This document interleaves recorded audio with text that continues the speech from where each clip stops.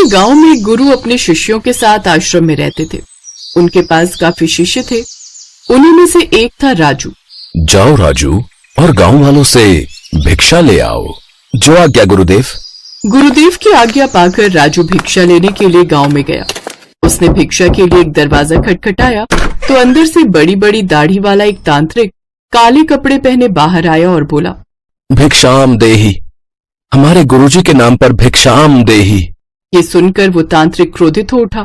दुष्ट बालक, आखिर तुम कौन हो जो मेरे दरवाजे पर आकर किसी और का गुणगान कर रहे हो? मेरे गुरुजी महाराज सर्व सामर्थ हैं। ये सुनकर तांत्रिक गुस्से में आ गया। अच्छा, मेरे दरवाजे पर आकर किसी और का गुणगान करता है बालक? चल जा, मैं भी देखता हूं कि कितना सामर्थ है तेरे गुरु में। तुझे मेरा श्राप है कि तू कल तक उगता हुआ सूरज नहीं देख पाएगा, अर्थात तेरी मृत्यु हो जाएगी। तांत्रिक के मुंह से ये बात सुनते ही राजू के हाथ पांव फूलने लगे। वो घबरा गया। तभी गांव वाले कहने लगे, हे भगवान, ये क्या अनहोनी हो गई? इस तांत्रिक का दिया गया श्राप कभी खाली नहीं जाता। राजू मायूस होकर वापस आश्रम की ओर लौट गया, लेकिन वो रास्ते भर सोचता रहा, आज मेरा अंतिम दिन है, मेरा समय खत्म होने वाला है। यही सब सोचते सोचते राजू आश्रम पहुंच गया। राजू को देख गुरुदेव मुस्कुराते हुए बोले, ले आए पुत्र भिक्षा। गुरुदेव की बात सुनकर राजू बोला, हाँ गुरुदेव, भिक्षा में मैं अपनी मौत लेकर आया हूँ। क्या मतलब? फिर उसने सारी घटना गुरुदेव को सुना दी और फिर एक कोने में जाकर बैठ गया। उसकी बात सुनने के कुछ देर बाद गुरुदेव बोले, चलो राजू, भोजन कर लो। गुरुदेव, यहाँ मेरे प्राण सूख रहे हैं और आप हैं कि भोजन करने की बात कर रहे हैं। राजू की बात सुनकर गुरुदेव बोले, अभी तो पूरी रात बाकी है राजू, अभी से तुम चिंताग्रस्त हो गए। अभी से चिंता क्यों कर रहे हो? चलो ठीक है, जैसी तुम्हारी इच्छा। फिर गुरुदेव सोने के लिए चले गए। कुछ देर बाद गुरुदेव ने राजू को अपने पास बुलाया और कहा, राजू पुत्र, हमारे चरण दबा दो। जी गुरुदेव, मेरे जीवन में जो भी क्षण शेष हैं उन्हें मैं आपके चरणों की सेवा में व्यतीत करना चाहता हूं। राजू, चाहे जो भी हो, चरण छोड़कर कहीं मत जाना।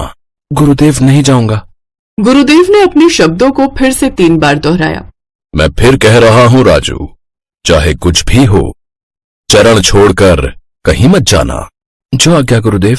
गुरुदेव सो गए और राजू पूरी निष्ठा पूर्वक अपने गुरुदेव के चरण दबाता रहा। ऐसे ही रात्रि का पहला पहर बीता। तांत्रिक ने अपना श्राप पूरा करने के लिए अपनी तंत्र विद्या का इस्तेमाल किया। उसने एक देवी को हाथ में धन धान्य, सोने के आभूषणों से भरा हुआ एक संदूक लेकर भेजा।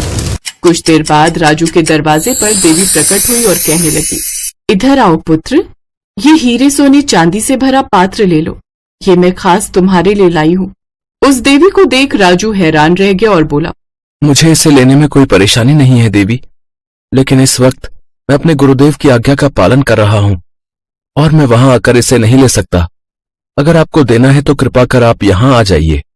राजू की बात सुन देवी बोली, नहीं, तुम्हें ये पात्र यहाँ आकर लेना होगा। देखो इसमें कितना सोना चांदी है। नहीं, मैं वहां नहीं आ सकता, आप यहाँ आ जाइए। तांत्रिक का पहला पासा असफल रहा। ऐसे ही पहला पहर बीता। राजू अभी भी अपने गुरु की चरण सेवा कर रहा था। तभी तांत्रिक ने दूसरी चाल चली। एक बार तो वो मेरे हाथों से बच गया, लेकिन अब नहीं। अब मैं ऐसी चाल चलूंगा कि उसे आना ही होगा। तांत्रिक ने फिर दूसरा पासा फेंका। उसने एक छल को राजू की माँ का रूप देकर भेजा।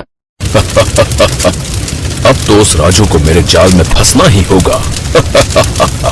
कुछ देर बाद वो औरत राजू की माँ के भेष में पहुंची। राजू, मेरे बच्चे, कैसे हो तुम? अपनी माँ को दरवाजे पर खड़ा देख राजू ने सोचा, अच्छा हुआ जो मरने से पहले माँ के दर्शन हो गए। मरने से पहले माँ से भी मिल लेता हूँ। वह औरत जो माँ का रूप धारण करके आई थी वह बोली, आओ बेटा, मेरे गले लग जाओ। मैं कब से अपने पुत्र को कलेजे से लगाने के लिए तड़प रही थी। अपनी माँ की बात सुनकर राजू बोला, क्षमा करना माँ, लेकिन मैं इस वक्त आपके पास नहीं आ सकता। मैं अपने गुरु के चरणों की सेवा कर रहा हूँ। मेरा भी बहुत मन है आपके गले लगने का, लेकिन अभी मैं मजबूर हूँ। मुझे अपने गुरु की आज्ञा का पालन करना है, इसलिए आप ही मेरे पास आ जाइए। लेकिन काफी देर इंतजार के बाद भी जब राजू दरवाजे पर नहीं आया तो वह औरत वहां से चली गई। इसी तरह रात्रि का दूसरा पहर भी बीत गया। फिर चौथा पहर शुरू हो गया। इस बार तांत्रिक ने एक 2 सिंह वाला यमदूत रूप वाला राक्षस भेजा। वो राक्षस द्वार पर आकर बोला, चल, अब मैं तुझे लेने आया हूँ। तेरा काल, तेरी मृत्यु आई है। ये सुनकर राजू बोला, काल हो या महाकाल, अगर मेरी मृत्यु आई है तो यहीं आकर मुझे ले जाओ, लेकिन मैं अपने गुरुदेव के चरण नहीं छोड़ूंगा। ये बात सुनकर वो राक्षस भी वहां से चला गया। फिर ऐसे ही वो पहर भी बीता और सुबह हो गई। सुबह गुरुदेव नींद से उठे और बोले, राजू, सुबह हो गई। हाँ गुरुदेव, सुबह हो गई। अरे राजू, कल तो तुमने कहा था कि तुम्हारी मृत्यु होने वाली है। उस तांत्रिक का श्राप कभी व्यर्थ नहीं जाता। लेकिन तुम तो बिल्कुल सही सलामत हो, तुम तो जीवित हो। कुछ देर तक सोचने के बाद राजू बोला, जी गुरुदेव, लग तो यही रहा है कि मैं जीवित हूं।